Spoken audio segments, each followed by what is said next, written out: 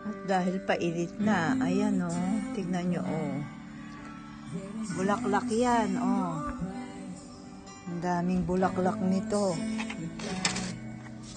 Pero yung pinakananay walang bulaklak ngayon. Yan bulaklak yan malapit na yan. Diba? Nakakatuwa naman ang mga cactus ko. Kaninang umaga lang. Mahaba na sila ngayon tanghali, na initan lang. Parang bubuka na siya. Hello, good morning. Ayan na sila daming bulaklak nito, grabe 7.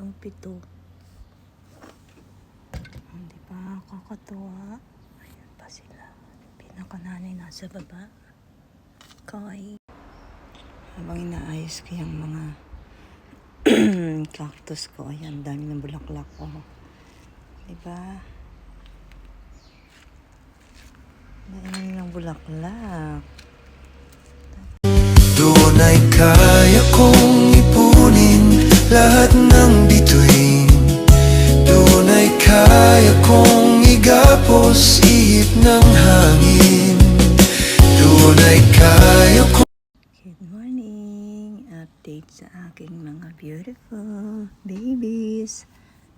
Ayan, pinamigay ko na yung kapatid nila.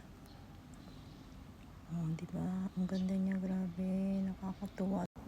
Ang ganda nila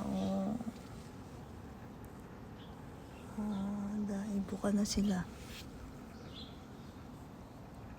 Init kasi kahapon Hello. Morning. Ang ganda na nila